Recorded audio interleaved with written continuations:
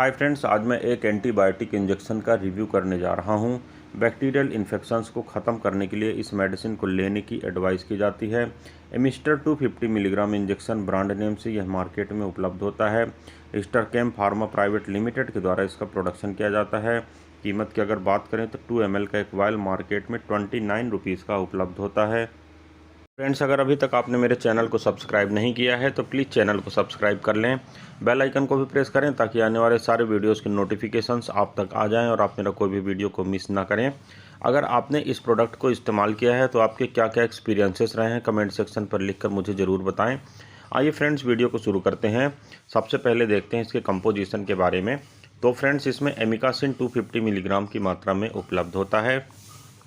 अब देखते हैं फ्रेंड्स इसके कुछ वैकल्पिक ब्रांड्स के बारे में। तो फ्रेंड्स, एमिसेक 250 मिलीग्राम इंजेक्शन जिसे Shreyas Life Sciences Private Limited के द्वारा बनाया जाता है।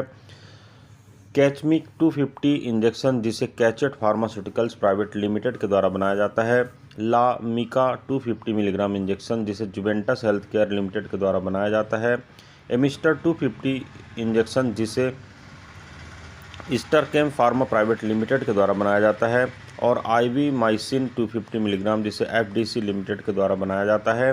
फ्रेंड्स, मार्केट में मिलने वाले सेम कंपोजिशन के साथ उपलब्ध है कुछ ऐसे डिफरेंट ब्रांड होते हैं जो आप इस प्रोडक्ट के न मिलने की स्थिति में परचेस कर सकते हैं। आपको इफेक्ट सेम मिलेगा क्योंकि इनके अंदर का जो साल्ट या मॉलिक्यूल होता है वह सेम होता है। अब देखते हैं फ्रेंड्स मेडिसिन से जुड़ी कुछ अन्य बातों के बारे में। सबसे पहले बात करते हैं फ्रेंड्स इस मेडिसिन के कुछ प्रमुख इस्तेमाल के बारे में। तो जैसा मैंने पहले आपको बताया है, यह एक एंटी बैक्टीरियल इंजेक्शन है और एंटीबायोटिक के रूप में इसका इस्तेमाल किया जाता है। इन्फेक्शन को दूर करने के लिए, ख़ास तौर से बैक्टीरियल के कारण होने वाले जो इन्फेक्शंस होते हैं उन्हें दूर करने के लिए इस मेडिसिन को इस्तेमाल करने की एडवाइस की जाती है। अब देखते हैं फ्रेंड्स इसके कुछ साइड इफ़ेक्ट के बारे में। तो साइड इफ़ेक्ट के रूप में जो इसका प्रमुख साइड इफ़ेक्ट है वह होता है ब्लड यूरिया लेवल का बढ़ जाना। और इंजेक्शन साइट के जो रिएक्शन होते हैं जितने भी, यानी पेन का होना, स्वेलिंग का होना, रेडनेस का होना, कभी कभार इचिंग भी हो सकती है, ये इसके कॉमन साइड इफ़ेक्ट के रूप में देखे गए हैं। बाकी गैस्ट्रिक अपसेट इसमें जनरली नहीं होता क्योंकि रूट ऑफ जो मेडिसिन होता है वह ओरल नहीं होता, जिसके कारण आपको गैस्ट्रिक अपसेट होने की संभावना इसमें कम रहती है। अब देखते हैं फ्रेंड्स इस मेडिसिन को इस्तेमाल कैसे करना चाहिए। तो फ्रेंड्स, यह सेल्फ एडमिनिस्ट्रेशन के लिए उपयोग की जाने वाली मेडिसिन नहीं है। सेल्फ एडमिनिस्ट्रेशन आपको नहीं करना चाहिए, हानिकारक हो सकता है। आपका डॉक्टर या आपकी नर्सेस प्रिस्क्रिप्शन के बाद इस मेडिसिन को आपको उपलब्ध कराएगा और उसको एडमिनिस्टर भी करेगा। अब देखते हैं फ्रेंड्स ये मेडिसिन काम कैसे करती है। तो फ्रेंड्स, मैंने पहले ही बताया है कि यह एक एंटीबायोटिक कैटेगरी की मेडिसिन है और बैक्टीरिया पर अच्छा काम करती है। बैक्टीरिया का जो सेल वॉल होता है उसे नहीं बनने देती है, जिसके कारण जो बैक्टीरिया का प्रोटीन होता है वह डैमेज हो जाता है और इस प्रकार यह बैक्टीरिया की वृद्धि को रोक देती है। बैक्टीरिया नहीं बढ़ने पाता है, जिसके कारण आपको अपने लक्षणों में धीरे धीरे करके राहत महसूस होने लगती है। फ्रेंड्स, अगर आप इस मेडिसिन या इस इंजेक्शन का कोई डोज भूल गए हैं तो बेहतर होगा कि आप जितने जल्दी हो सके उसका डोज ले लें। परंतु अगर नेक्स्ट डोज का समय होने वाला है या हो चुका है तो आपको डोज को डबल नहीं करना चाहिए, रिपीट नहीं करना चाहिए।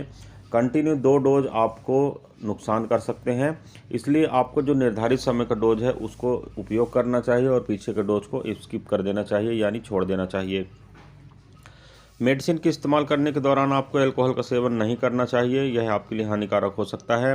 गर्भावस्था या स्तनपान के पीरियड से आप अगर गुजर रहे हैं तो बेहतर होगा कि आप अपने डॉक्टर से उचित परामर्श करें, उसके पश्चात ही मेडिसिन का सेवन करें। इस मेडिसिन को लेने के कारण कभी कभी सजगता में कमी के लक्षण देखे गए हैं, कभी कभी धूमिलता भी देखी गई है दृष्टि में। इसलिए बेहतर होगा कि अगर आप इस मेडिसिन का इस्तेमाल कर रहे हैं तो ड्राइविंग वगैरह ना करें या कोई भी ऐसा कार्य ना करें जिसमें मेंटल कंसंट्रेशन की अधिक आवश्यकता होती है। किडनी रोग या लीवर रोग से जुड़ी किसी समस्या का अगर आप सामना कर रहे हैं तो एज यूजुअल आपको अपने डॉक्टर से परामर्श करने के पश्चात ही इस मेडिसिन का इस्तेमाल करना चाहिए। अब फ्रेंड्स, बात करते हैं इस मेडिसिन से जुड़ी कुछ और बातों के बारे में। तो इसका जो पीरियड होता है वह लगभग 7 से 10 दिन का होता है, परंतु अगर आपको अपने लक्षणों में राहत महसूस होती है तो आपका डॉक्टर इस कोर्स को कुछ कम कर सकता है। आपको सेल्फ एडमिनिस्ट्रेशन या सेल्फ मेडिसिन के डोज एडजस्टमेंट करने की बिल्कुल भी ज़रूरत नहीं है। कभी कभी ऐसा भी हो जाता है कि आपको 1 या 2 दिन या 3 दिन इंजेक्शन लेने के बाद अपने जो लक्षण होते हैं उनमें आपको राहत महसूस होती है और आप मेडिसिन को क्विट कर देते हैं, यानी बंद कर देते हैं। इससे होता यह है कि बैक्टीरिया जो होता है वह रेजिस्टेंट हो जाता है, और फिर अगर फिर से वही बैक्टीरिया का अटैक होता है तो फिर ये मेडिसिन आपके शरीर में काम करना बंद कर देती है या धीमा काम करती है। इसलिए बेहतर होगा कि आप अपने डॉक्टर की एडवाइस के बाद ही कोई स्टेप लें। आपको स्वयं खुराक में किसी भी प्रकार का बदलाव नहीं करना चाहिए। इस मेडिसिन को हालांकि यह सेफ़ इंजेक्शन माना जाता है, फिर भी अगर किसी प्रकार के कॉम्प्लिकेशंस आपको होते हैं, साइड इफ़ेक्ट अगर होते हैं, दुष्प्रभाव किसी प्रकार के डेवलप होते हैं, तो आपको इस बारे में डॉक्टर से उचित परामर्श अवश्य करना चाहिए। इस मेडिसिन को रखने के लिए आपको यही एडवाइस किया जाता है कि आप जब तक इस इंजेक्शन का इस्तेमाल ना हो तो इसे ना खोलें, या इस्तेमाल हो चुकने के पश्चात आपको अच्छी तरह से एयर टाइट कंटेनर में इसको रखना चाहिए, और जब आवश्यक हो तभी इसको निकालना चाहिए। यूज हो जाने के बाद इसके जो कंटेनर होता है उसको अच्छी तरह से आपको डिस्पोज करना चाहिए। मेडिसिन का कोई कंटेंट अगर काम नहीं कर रहा है, मैं जनरली हर मेडिसिन के लिए बता रहा हूं, तो कभी कभी लोगों के द्वारा ऐसा सोचा जाता है कि डोज को हम अधिक बढ़ा दें तो मेडिसिन अच्छा काम करेगी। तो फ्रेंड्स, डोज को बढ़ाने से काम अच्छा होगा या नहीं होगा या इसलिए तो मैं सर्टेन नहीं हूँ, परंतु आपको नुकसान ज़रूर हो जाएगा अगर डोज बढ़ाने से। इसलिए जो रिकमेंडेड डोज होती है उसी को आपको इस्तेमाल करना चाहिए। अपने मन से मेडिसिन को इस्तेमाल नहीं करना चाहिए, यह आपके लिए हानिकारक हो सकता है। इंजेक्शन के भंडारण के बारे में मैं आपको बता देना चाहता हूं कि इसे अच्छी तरह पैक करके कंटेनर में रखना चाहिए, किसी भी तरह से लूज पैकिंग नहीं करना चाहिए। इस्तेमाल करने से पहले उसके एक्सपायरी डेट को चेक कर लेना चाहिए। अगर आप इस्तेमाल करने के बाद इसके कर्टन या किसी प्रकार के बॉटल या वायल को डिस्पोज कर रहे हैं तो अच्छी तरह से चेक कर लें कि किसी छोटे बच्चे के लिए यह नुकसानदायक ना हो। ऐसी स्थिति में इसका निपटान करें। किसी पालतू जानवर या किसी अन्य मवेशी के द्वारा भी इसका इस्तेमाल ना किया जाए, आप इस बारे में सुनिश्चित हो जाएं। अगर मेडिसिन को उपयोग करने के बाद भी किसी प्रकार के लक्षणों में बेहतरी आप महसूस नहीं कर रहे हैं तो इसके लिए 2 चीज़ें मैं कहूँगा कि पहले तो आपको पूरा कोर्स कंप्लीट करना चाहिए। इसका कोर्स मैंने पहले ही बताया लगभग 7 से 10 दिन का रहता है, इसलिए 1 दिन या 2 दिन आप इंजेक्शन का इस्तेमाल करें, और अगर आपको रिजल्ट नहीं मिलता है तो आपको निराश नहीं होना चाहिए। इसका कोर्स को कंप्लीट करना चाहिए, उसके बाद किसी डिसीजन पर पहुंचना चाहिए। उसके बाद भी अगर किसी प्रकार का रिस्पांस आपको नहीं मिल रहा है तो आपको बेहतर है कि आप अपने डॉक्टर से परामर्श करें, उसके पश्चात ही मेडिसिन को बंद करें। अचानक से मेडिसिन को बंद आपको नहीं करना चाहिए।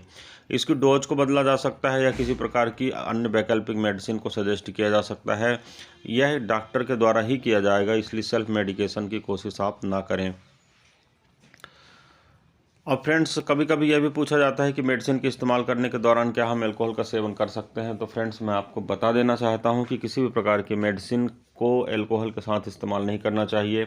मेडिसिन उपयोग करने के आगे या पीछे भी अल्कोहल का इस्तेमाल नहीं करना चाहिए, क्योंकि अल्कोहल एक केमिकल कंटेंट होता है और किसी भी प्रकार के केमिकल इंटरेक्शन की संभावना रहती है, और किसी भी प्रकार की परेशानी में आप पड़ सकते हैं, किसी भी प्रकार के कॉम्प्लिकेशन का सामना आपको करना पड़ सकता है। इसलिए बेहतर होगा कि जिस दौरान आप मेडिसिन का इस्तेमाल कर रहे हैं तो अल्कोहल का इस्तेमाल बिल्कुल ना करें। तो फ्रेंड्स, यह था एक छोटा सा विवरण मेडिसिन के ऊपर। मैं उम्मीद करता हूँ फ्रेंड्स ये वीडियो आपको पसंद आया होगा। अगर वीडियो पसंद आता है तो प्लीज़ वीडियो को लाइक करें, चैनल को सब्सक्राइब करें, वीडियो को शेयर करना बिल्कुल भी ना भूलें। फ्रेंड्स, सिर्फ वीडियो के आधार पर मेडिसिन का इस्तेमाल आपको नहीं करना चाहिए। आप अपने डॉक्टर से उचित परामर्श करें, उसके पश्चात ही मेडिसिन का सेवन करें। इस वीडियो में फ्रेंड्स बस इतना ही। किसी अन्य अच्छे इंटरेस्टिंग टॉपिक के साथ आपसे फिर मुलाकात करता हूं। तब तक के लिए गुड बाय। आपका दिन शुभ हो। जय हिंद।